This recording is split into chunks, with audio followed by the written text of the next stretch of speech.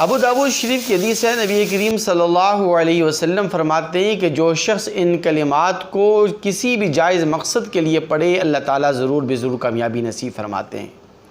مفتی اعظم پاکستان مفتی محمد شفیع رحمۃ اللہ علیہ لکھتے ہیں کہ ہمارے بزرگوں کا، کتب اور ابدال کا یہ معمول رہا ہے کہ وہ ہر اجتماعی اور انفرادی مصیبت کے وقت ان کلمات کو 1,00,000 مرتبہ پڑھنے کا اہتمام فرمایا کرتے تھے۔